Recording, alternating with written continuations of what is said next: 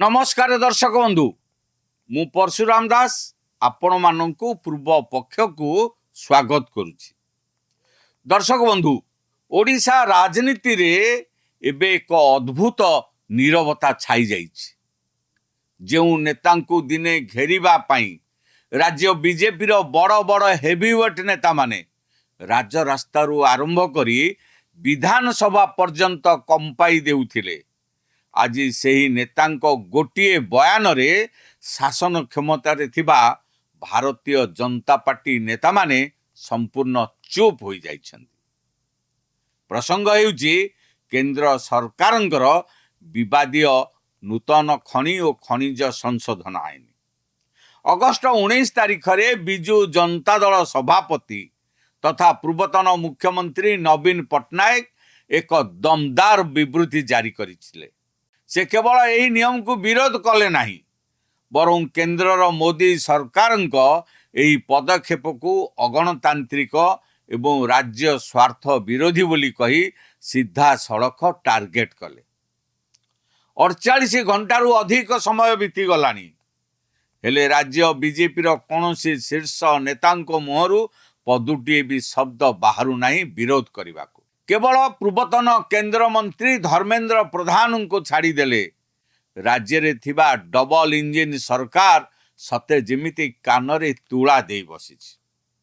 प्रश्न उठुची नवीन को राज्य बीजेपी डरुची ना लुचुची ना नवीन जहा कहिसंती ताहा अप्रिय सत्य बोली बीजेपी परोक्ष रे मानि नैछि। आजिर पॉलिटिकल भागवत रे आमे यार प्रतिटी दिग को तन्न तन्न करी परीक्षिबा। आपण माने देखु तांतो पूर्व पक्ष मोर आपण मान को अनुरोध आम चैनल को लाइक करंतु, सब्सक्राइब करंतु आ बंधु मान को सहित अधिक अधिक शेयर करंतु।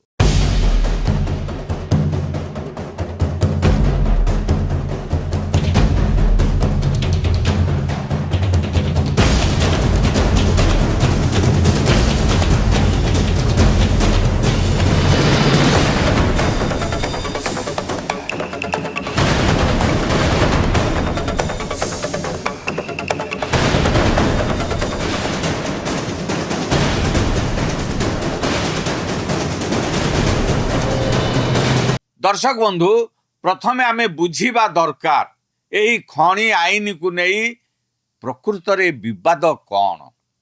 केंद्र सरकार जो संशोधन आनिछंती ताहा अधीन रे खनिज संपद नीलाम एवं तार नियंत्रण प्रक्रिया रे केंद्रर हस्तक्षेप वृद्धि पाउछि। ओडिशा भारतर सबुठारु धनी खनिज राज्य।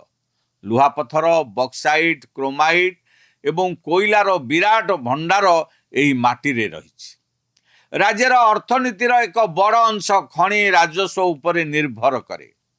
नवीन पट्टनायक तांको बयान रे दर्शाइछंती जे केंद्रर एही नुआ नियम लागू हेले राज्यर खनिज संपत्ति उपरे राज्य सरकारंको नियंत्रण लोप पाइजिवो। राज्य जो राजस्व एवं रॉयल्टी पाउछि सेथिरे बड़ धरणर क्षति घटिबो। केंद्रीय एजेंसी गुड़िक माध्यम बड़ बड़ कॉर्पोरेट संस्था को सीधा सड़क फायदा मिलिबार आशंका रही। नवीन पट्टनायक क्षमता हराई विरोधी आसन रे बसिबा परे यह तांकर सबुठारु बड़ राजनैतिक मास्टर स्ट्रोक बोली कुहा जाउछि। से सीधा सड़क ओडिशार स्वार्थ एवं ओडिया अस्मितार प्रसंग उठाई राज्य बीजेपी कोर्ट को बॉल फिंगी देइछन्ति। चलित मासरे खनि और खनिज क्षेत्र को नहीं केंद्रर एक बड़ आईनगत पदक्षेप आसीछि। Mines and mineral amendment bill 2026 August 10 तारिख रे लोकसभा रे आसिला। अगस्ट 12 तारिख रे लोकसभा याकु पास कला एवं अगस्ट 13 रे राज्यसभा याकु मध्य पास कला। एही बिल रो मुख्य विषय हेउछि खनि एवं मिनेराल बियरिंग लैंड संपर्कित केंद्रर नियंत्रण एवं खनिज अधिकार उपरे राज्य सरकार टैक्स, सेस और अन्यान्य लेवी लगाइबार क्षमता उपरे नुआ सीमाबद्धता। बिल नुआ व्यवस्था रे मिनेराल बियरिंग लैंड को मध्य केंद्रीय नियंत्रणर परिसर को आना जाइछि। राज्यगुड़िक खनिज अधिकार किंबा मिनेराल बियरिंग लैंड उपरे कौनसी प्रकारर टैक्स बा सेस लगाइबाकू केंद्र निर्धारित शर्तर अधीन हेबे। एइठारु आरंभ होइछि विवाद। केंद्र कहूछि ଏହା ହେଉଛି ମାଇନିଂ ସେକ୍ଟରର ଷ୍ଟାବିଲିଟି, ସର୍ଟିନିଟି ଏବଂ ୟୁନିଫର୍ମିଟି ଆଣିବା ପାଇଁ ପଦକ୍ଷେପ। କେନ୍ଦ୍ରୀୟ ଖଣି ମନ୍ତ୍ରାଳୟର ମତ ହେଉଛି ରାଜ୍ୟମାନଙ୍କର ଜମି ଓ ଖଣିଜ ଅଧିକାର ଛଡ଼ା ଯାଉନାହିଁ। ମାଇନିଂ ସେକ୍ଟରର ଟ୍ୟାକ୍ସ ଏବଂ ଷ୍ଟାଚ୍ୟୁଟୋରୀ ପେମେଣ୍ଟର ପ୍ରାୟ 90% ରାଜ୍ୟମାନଙ୍କୁ ମିଳୁଥିବା ବ୍ୟବସ୍ଥା ଜାରି ରହିବ। କିନ୍ତୁ ନବୀନ ପଟ୍ଟନାୟକଙ୍କ ଯୁକ୍ତି ସମ୍ପୂର୍ଣ୍ଣ ଭିନ୍ନ। ସେ କହୁଛନ୍ତି ଏହି ପଦକ୍ଷେପ ଓଡ଼ିଶା ଭଳି ମିନେରାଲ ରିଚ୍ ଷ୍ଟେଟ୍ର ଫିସ୍କାଲ ଅଟୋନୋମି ପାଇଁ ବିପଦ ସୃଷ୍ଟି କରିପାରେ।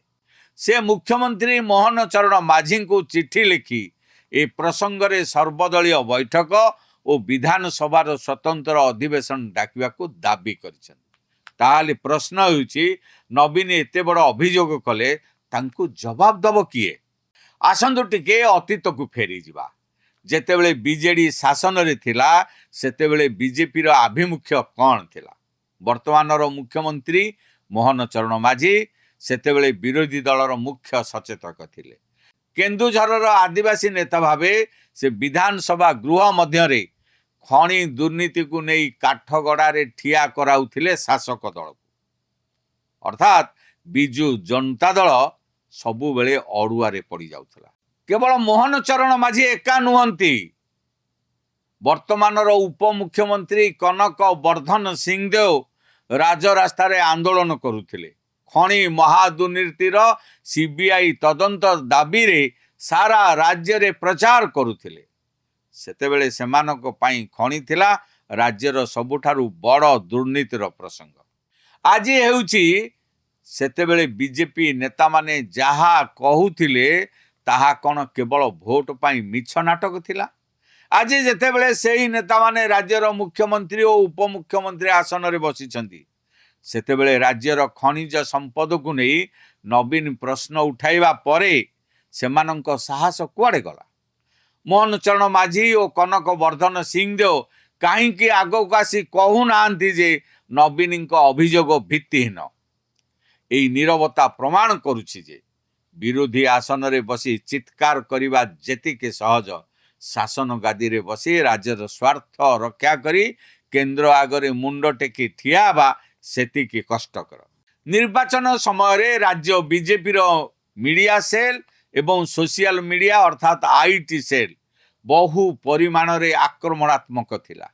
ବିଜେଡିର ବଡ଼ ବଡ଼ ରଣନୀତିଜ୍ଞମାନେ ମଧ୍ୟ ସ୍ୱୀକାର କରିଥିଲେ ଯେ ବିଜେପିର ପ୍ରଚାର ହିଁ ସେମାନଙ୍କୁ କ୍ଷମତାରୁ ହଟାଇବାରେ ମୁଖ୍ୟ ଭୂମିକା ଗ୍ରହଣ କରିଥିଲା। ଟ୍ରୋଲ୍, ମିମ୍ସ, ପ୍ରେସ୍ ରିଲିଜ୍ ଏବଂ ଟିଭି ଡିବେଟ୍ରେ ବିଜେପି ବିଜେଡି ଠାରୁ ଆଗରେ ଥିଲା। କିନ୍ତୁ ଆଜି ସେହି ଆଇଟି ସେଲ୍ କୁଆଡ଼େ ଶୋଇଛି? ରାଜ୍ୟ ସଭାପତି ମନମୋହନ ସାମଲ କାହିଁକି ଗଣମାଧ୍ୟମ ଆଗକୁ ଆସି ଦୃଢ଼ ଜବାବ ଦେଇପାରୁନାହାନ୍ତି? ବିଜେପିର ପ୍ରବକ୍ତାମାନେ ଟିଭି ଷ୍ଟୁଡିଓରେ ଏହି ପ୍ରସଙ୍ଗରେ ଡିଫେନ୍ସିଭ୍ କାହିଁକି ହୋଇପଡ଼ୁଛନ୍ତି? ଯେଉଁ ଟିମ୍ ପ୍ରତି ମିନିଟ୍ରେ ଟ୍ୱିଟ୍ କରୁଥିଲା, ସେମାନେ ନବୀନଙ୍କ ପୋଷ୍ଟ ଉପରେ କୌଣସି ତଥ୍ୟଭିତ୍ତିକ କାଉଣ୍ଟର କାହିଁକି କରିପାରିଲେ ନାହିଁ? ଏହା ସ୍ପଷ୍ଟ ସଂକେତ ଦେଉଛି ଯେ ଶାସନକୁ ଆସିବା ପରେ ରାଜ୍ୟ ବିଜେପିର ମିଡ଼ିଆ ମେସିନାରୀ ଏବେ ଦିଗହରା ହୋଇପଡ଼ିଛି। ଯେତେବେଳେ କୌଣସି ଜଟିଳ ନୀତିଗତ ପ୍ରସଙ୍ଗ ଆସୁଛି, ସେତେବେଳେ ତଥ୍ୟ ରଖିବା ପରିବର୍ତ୍ତେ ପଳାୟନପନ୍ଥୀ ମନୋଭାବ ଗ୍ରହଣ କରାଯାଉଥିବା ଦେଖିବାକୁ ମିଳୁଛି। ଏହି ସମଗ୍ର ଘଟଣାକ୍ରମ ପଛରେ କେବଳ ଅପାରଗତା ନାହିଁ, ବରଂ ଏକ ବଡ଼ ରାଜନୈତିକ ଖେଳ ଲୁଚି ରହିଛି। ବିଶ୍ଳେଷକମାନଙ୍କ ମତରେ ଏହାର 3ଟି ମୁଖ୍ୟ କାରଣ ରହିଛି। କେନ୍ଦ୍ରରେ ମୋଦି ସରକାର ଏବେ ପୂର୍ଣ୍ଣ ବହୁମତରେ ନାହାନ୍ତି। ସଂସଦରେ ବିଭିନ୍ନ ଗୁରୁତ୍ୱପୂର୍ଣ୍ଣ ବିଲ୍ ପାସ୍ କରାଇବା ପାଇଁ ରାଜ୍ୟସଭାରେ ବିଜେଡିର ସମର୍ଥନ କେନ୍ଦ୍ର ବିଜେପି ପାଇଁ ଅତ୍ୟନ୍ତ ଜରୁରୀ। ସେଥିପାଇଁ କେନ୍ଦ୍ରୀୟ ନେତୃତ୍ୱ ହୁଏତ ରାଜ୍ୟ ବିଜେପିକୁ ନିର୍ଦ୍ଦେଶ ଦେଇଛନ୍ତି ଯେ ନବୀନ ପଟ୍ଟନାୟକଙ୍କ ବିରୋଧରେ କୌଣସି କଡ଼ା ଆକ୍ରମଣ କରାଯିବ ନାହିଁ। ମୋହନ ମାଝୀ ଏବଂ କନକ ବର୍ଦ୍ଧନ ସିଂଦେଓ ଏବେ ସରକାରରେ ଏବଂ ଶାସନ ଗାଦିରେ ବସିଛନ୍ତି। ଯଦି ସେମାନେ କେନ୍ଦ୍ରର ଏହି ଖଣି ଆଇନକୁ ଖୋଲାଖୋଲି ସମର୍ଥନ କରନ୍ତି, ତେବେ ଓଡ଼ିଶାର ଜନସାଧାରଣଙ୍କ ଆଗରେ ସେମାନେ राज्य स्वार्थ बळी पकाइथिबा दल भावे चिन्हित हेबे। आउ जदि विरोध करती तेबे दिल्ली हाईकमांड क्रोधर शिकार हेबे। एही धर्म संकट जोगु राज्य नेता माने चुप रहिबाकु श्रेयस्कर मणुछंती बोली कुहा जाउछि। 24 वर्षर शासन अनुभव थिबा नवीन पट्टनायक परामर्शदाता टीम खणी आईनर प्रतिटी धारा भल भावे जानती। तांको तथ्य मात देवा पई राज्य बीजेपी पाखरे एबे अनुभवी नेतृत्वर अभाव स्पष्ट देखा जाउछि। गणतंत्र रे विरोधी दल प्रश्न पचारिबो, शासक दल उत्तरदायी रहिबो, एहा ही नियम। किंतु ओडिशा रे एबे ओलोटा गंगा बहुछि। पूर्वतन मुख्यमंत्री राज्य स्वार्थ पई केंद्र विरोध रे स्वर उत्तोलन करुछंती। आउ राज्यर शासक दल भारतीय जनता पार्टी प्रति रक्षात्मक मुद्रा रे काळ काटुछि। नीरवता केबे भी समाधान होई पारिबो नाही। ओडिशार खଣି संपद राज्यवासींकर एही संपदर उपयोग किपरि हेबो ताहा उपरे सरकार निजर आभिमुख्य स्पष्ट करिबा उचित। आपनको कौन लगुछि? राज्य बीजेपी नवीन पट्टनायक को सामना करने को भय करुछि कि ना केंद्र सरकार चापरे बीजेपी सरकार नीरव रहिबा को बाध्य होउछंती? आपणक मतामत आम पई अत्यंत मूल्यवान। तळे थिबा कमेंट बॉक्स रे निजर मत निश्चय लिखंतु। वीडियोटी भल लागिथिले याकु लाइक करंतु, बंधु मानक सहित अधिक अधिक शेयर करंतु। आम चैनल पूर्व पक्ष को सब्सक्राइब करिया पई भूलंतु नहीं। आउ गुटे कथा, आपण माने बहुत संख्या रे आम वीडियो देखुछंती सत, किंतु सब्सक्राइब करिबा पई बोध होय भूली जाउछंती। तेणु अनुरोध करुछि आम चैनल पूर्व पक्ष को सब्सक्राइब करी आम पूरा टीम को उत्साहित करंतु। फेसबुक रे मध्य आम सहित जोड़ी हुंतु। एट शेष करुछि आजिर पॉलिटिकल भागवत।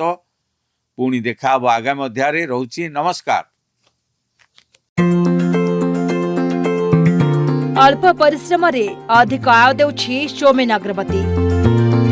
सुलभ मूल्य रे मेसिन नियंतु आ घरे बसी निजे स्वावलंबी हेबा सहित अन्य को रोजगार दियंतु। सौमेन अग्रवती, प्लाट नंबर A88, शहीद नगर, भुवनेश्वर।